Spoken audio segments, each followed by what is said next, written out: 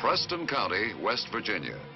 A region noted for its small but numerous coal mines, Preston County also contains many thinly populated, mountainous and densely wooded areas which have made it an ideal host for a certain special kind of simulated war.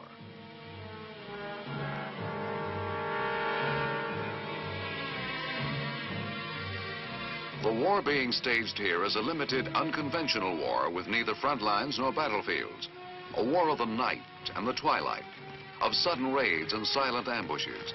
A rehearsal war in which men of the Army's Special Forces practice some of the finer points of their unusual trade. This is Special Forces Captain James Baxter, coordinator of the exercise, briefing members of the 7th Special Forces Group scheduled to infiltrate the enemy-held territory of Preston County. They must learn not only the tactical military situation, but also the complex political circumstances which have made their mission necessary.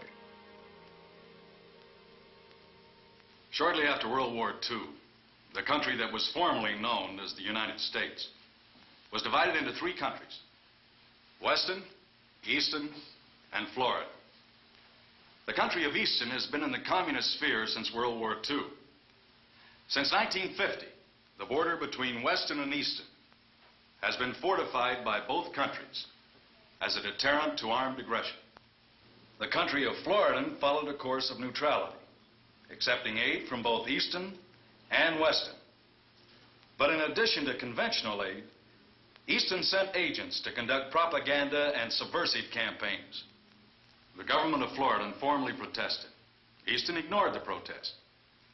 Floridan reacted by officially requesting that all Easton officials in Floridan be recalled. As a result of that request, a pro-Easton coup forced the anti-communist elements of the Floridan government to flee to Weston, where they set up a government in exile. Shortly thereafter, the pro-Easton puppet government in Florida asked for and received military assistance from Easton. The Floridan government in exile requested assistance from Weston, who quickly responded by infiltrating Special Forces operational detachments into Florida. Then 2 weeks ago, Easton attacked Weston, penetrating approximately 50 miles, before Western forces rallied and contained them.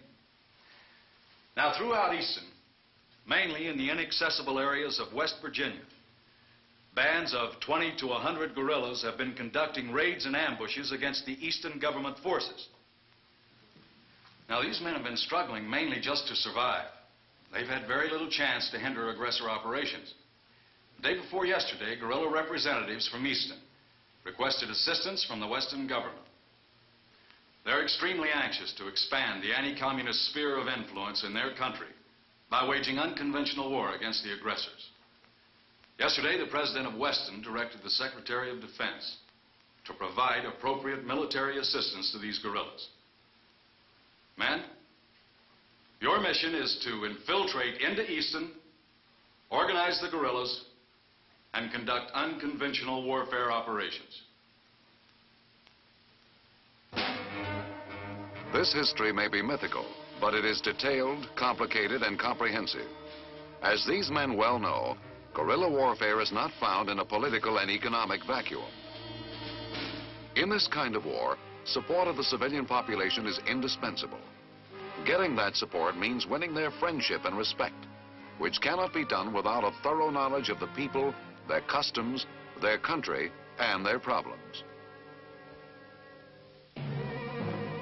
The guerrillas whom the infiltrators will meet are themselves American soldiers in training. In groups of some 100 men, under the guidance of Special Forces experts, they learn guerrilla tactics, are taught to adopt guerrilla methods, and even their common attitudes, until they can operate very much like the indigenous personnel of a foreign country likely to be encountered during a real conflict.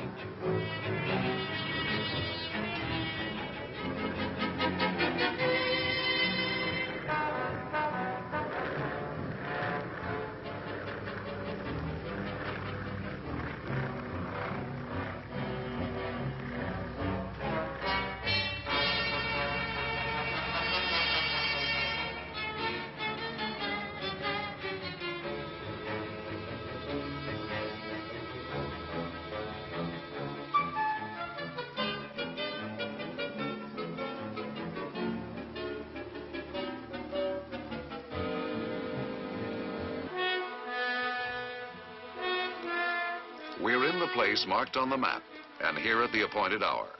Now, if nothing has gone wrong, if these are the friendly forces who were supposed to meet us, the guerrilla chief will identify himself with a prepared password.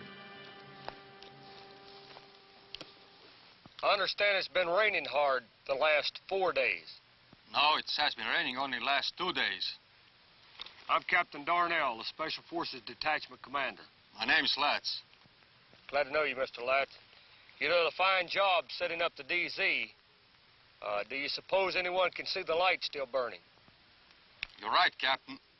Let's get those lights, huh?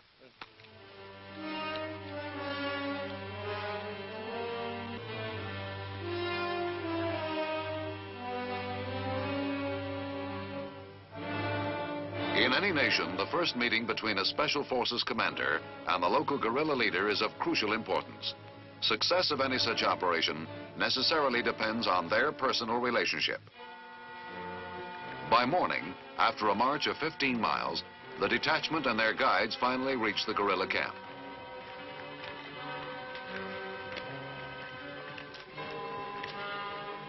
The camp is far from the drop zone to prevent its discovery by those who may have heard the aircraft or seen the parachutists. Here again, the first contact with local guerrillas must be handled with diplomacy and tact.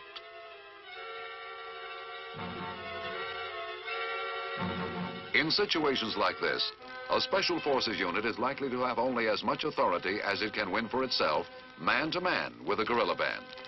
The ability to win confidence is one of the skills practiced in exercises like these.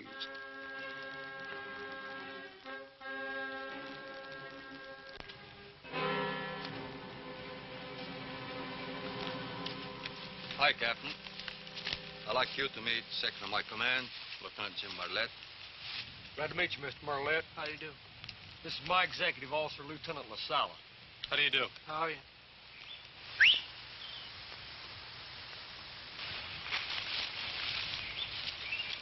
Give her a cigarette? Okay.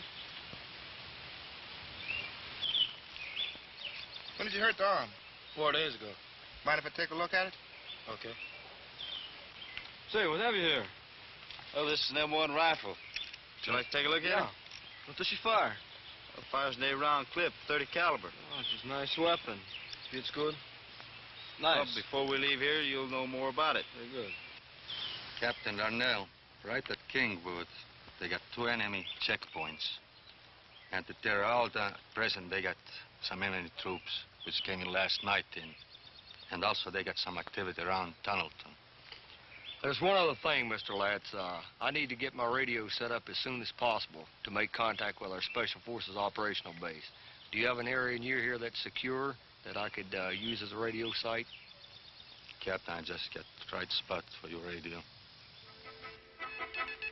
Confirmation of the detachment's arrival is radioed back to the base, where an aerial resupply mission is already being arranged.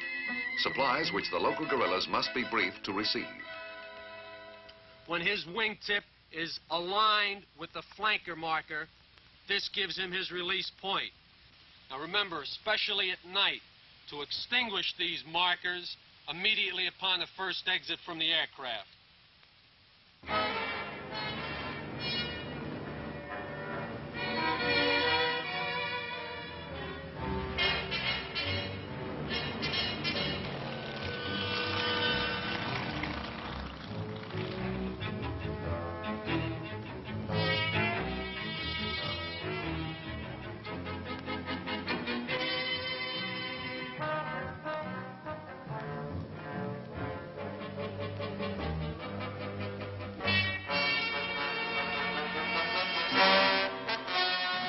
Only those supplies most urgently needed are carried back to the guerrilla camp. Most of the explosives and other supplies to be used on the group's mission have been secretly cached en route from the drop zone.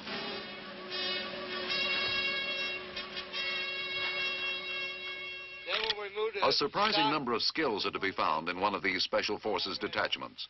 And a major part of the group's mission is to impart just as many of them as possible to local guerrillas. normal current cleaning is as far as you want to take it down.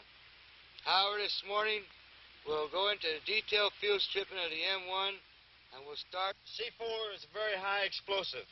However, You can beat on it. You can set it on fire.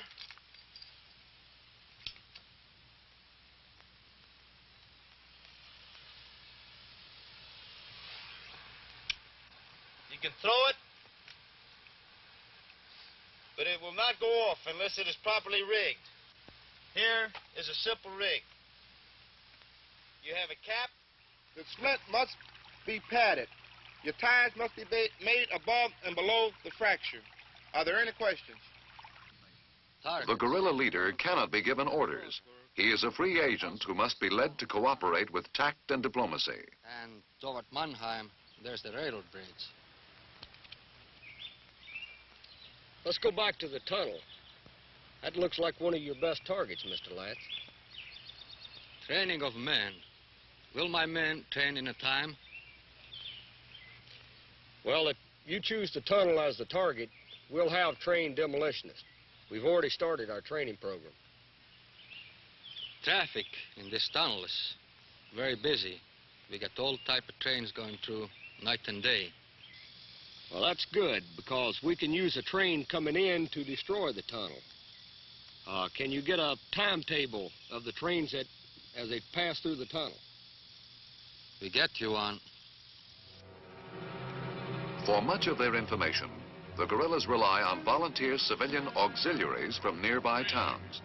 They must evade the careful scrutiny of aggressor occupation troops, actually men of the 101st Airborne Division.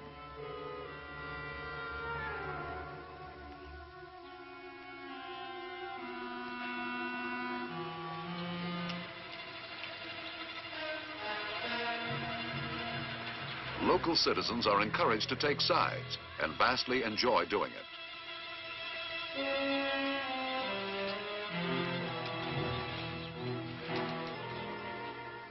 Each man will carry 2 charges. You, Jim, will lay the primer cord here. The rest of you will lash your charges to the rail every other tie.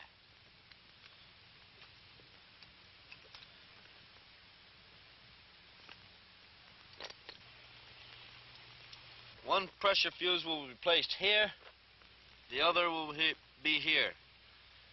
When the train comes, the weight of the train will set off the first pressure fuse, causing derailment and total destruction. If the first one doesn't get it, the second one will.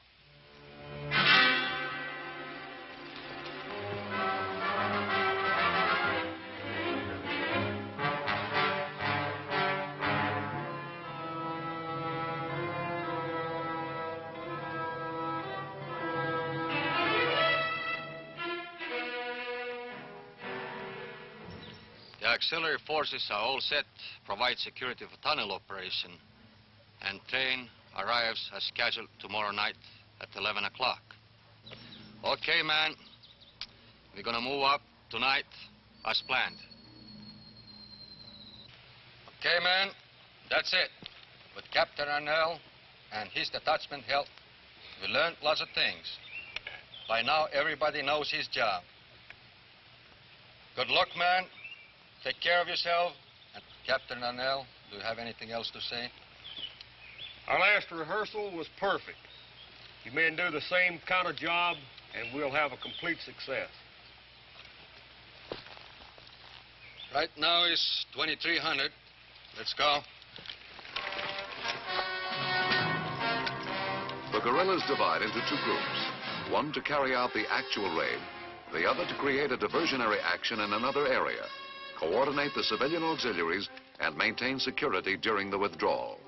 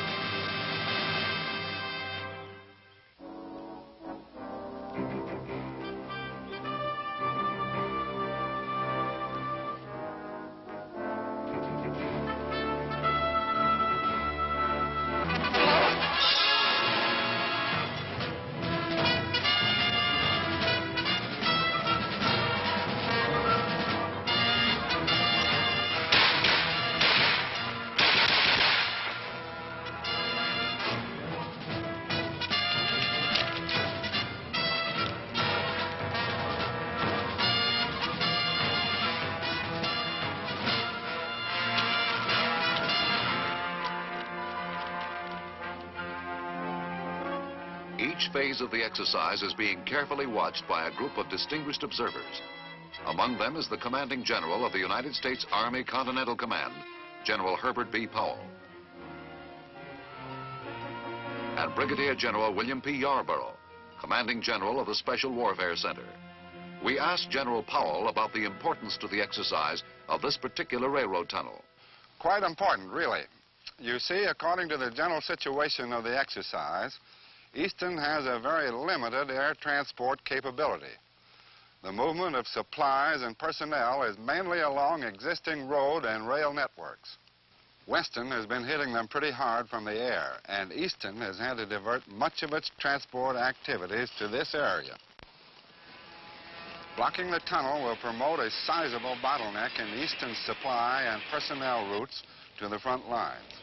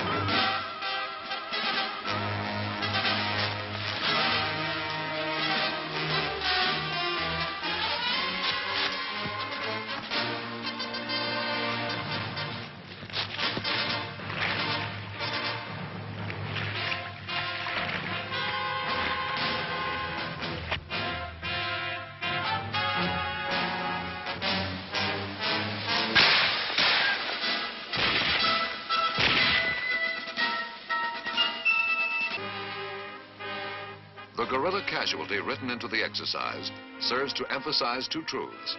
First, that the guerrilla's morale depends on knowing that he will never be abandoned in the field. And second, that civilian auxiliaries are a vital asset in guerrilla warfare. These men are confronted with the additional problem that by arrangement, some of these West Virginians are loyal sympathizers, others informers for the enemy. They must make their own judgment about which is which.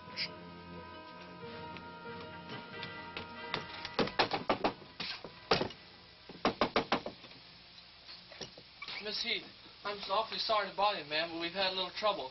One of my men got shot out there fighting the aggressors.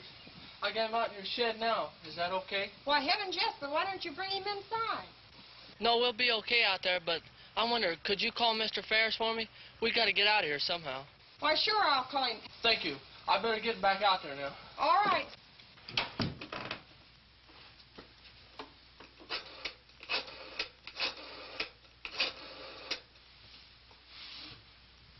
Si, this is Mrs. Heath. Are you still open? Well, could you bring me some groceries over right away? We're having some people in.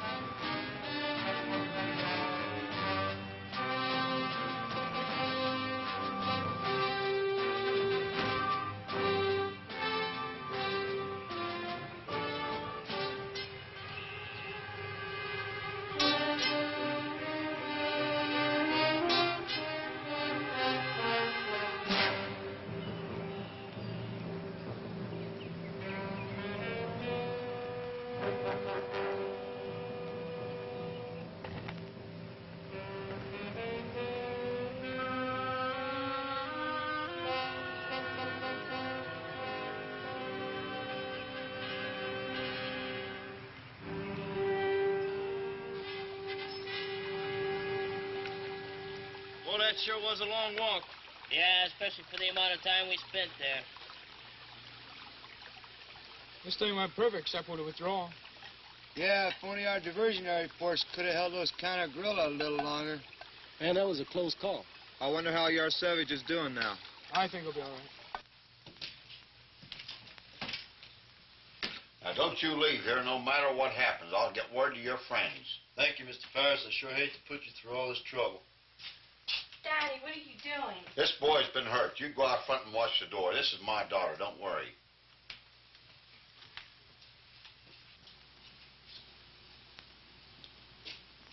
Is there anything else? No, thanks. Hi, how's it going? Fine. Want a beer?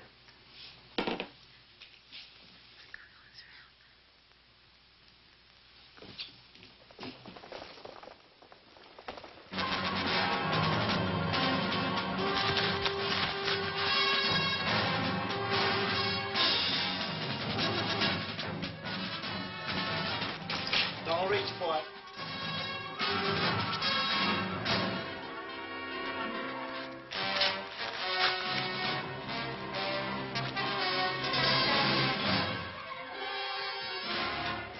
Until the moment of betrayal, the store owner actually did not know that his daughter's allegiance had been won by the anti-guerrilla forces.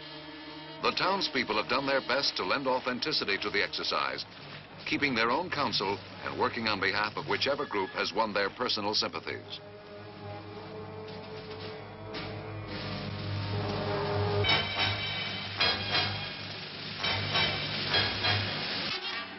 The exercise continues with a final ambush of an aggressor convoy.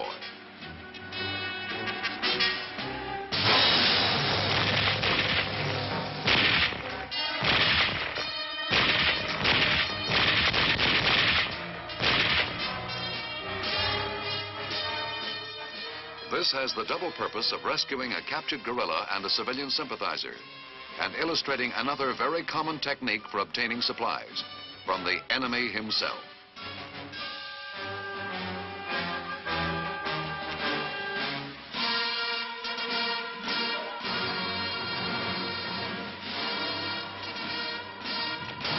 We are nearing the end of the exercise, portions of which, like the smoke grenades under these supposedly burning vehicles, have been staged especially for our cameras. All of the exercise, however, has had a serious purpose. Only by duplicating as closely as possible conditions they may someday face in reality can men of the Army's Special Forces acquire the skill and the judgment demanded by their highly specialized and unconventional calling. These exercises are designed to be realistic, and we fool a lot of people. No matter what side you're on, Mr. Ferris, you're a real asset. Thank you. Morning, Miss Heath. Well, good morning.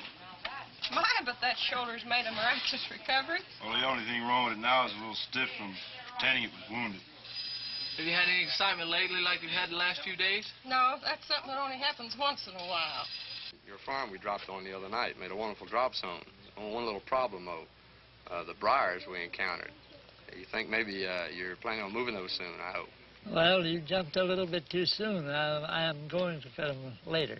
It's been very nice in working with the Special Forces and the guerrillas. We have watched the exercises and observed the participants, and it has brought the world situation closer to the people of Preston County. And I feel that it is a vital necessity to continue these exercises, and have been happy to participate in any small way that I could. Special Forces officers and enlisted men are products of an extremely rigorous training system. They're very carefully selected, and a good deal of their training is done in outdoor areas such as this. We think without a doubt that they are the finest troops in the world. In reality, as in this exercise, the communists are waging a brutal war of subversion and covert aggression throughout the world. We're answering the communist threat with a special warfare force designed specifically for the task at hand. A force which, thanks to the training such as this, adds critical balance to what you call our network of global defense.